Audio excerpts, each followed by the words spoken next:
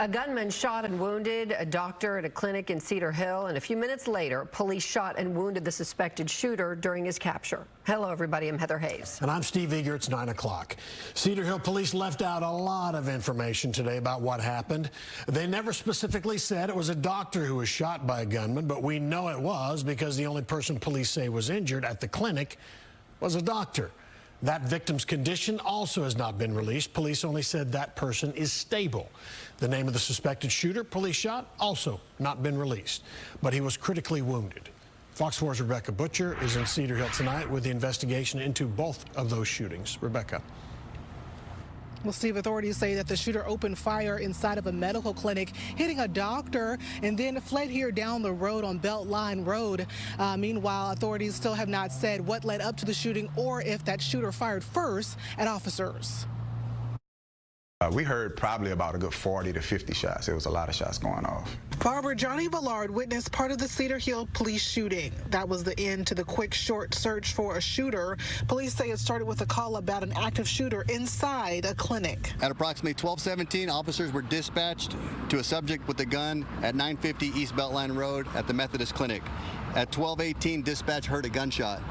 At 12:21, the first officer arrived on scene, and he observed a male victim on the ground with a gunshot wound. Cedar Hill Police Chief Eli Riaz read a brief statement to reporters about the clinic shooting and the police shooting. He would not address many details and refused to answer questions. He did say a doctor from the clinic was injured during the shooting, but did not specifically say the doctor was the gunshot victim. He did say one of the arriving officers saw the suspected shooter leaving the clinic. Another officer observed a black male with a long gun leaving the scene in a black Chrysler four-door. Ballard witnessed police chase the suspect by car. We saw some police cars shoot past us, and it was like one after another, and they were going pretty fast. Authorities say the suspect driving the black Chrysler crashed about 2 blocks from the clinic about 1 minute after it was seen leaving the clinic. Police said nothing about the details of the crash. We saw the black Chrysler coming down the street, and the cops were chasing him. We saw him fly through the intersection, and we saw him crash. They observed the suspect inside the vehicle with a long gun, and the officers discharged their firearms at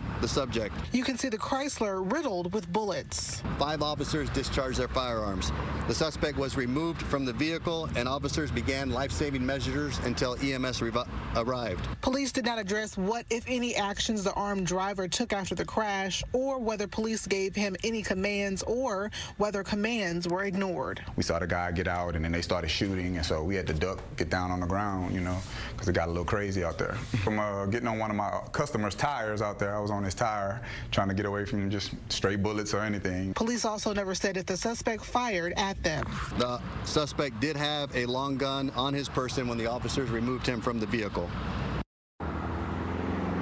And one civilian driver was taken to the hospital who was involved in that crash, only with minor injuries, though. We did reach out to the clinic for comment. They said they're transferring all their questions to law enforcement. Meanwhile, law enforcement, they said they're reviewing body camera footage as well as cameras from multiple vehicles as part of the investigation.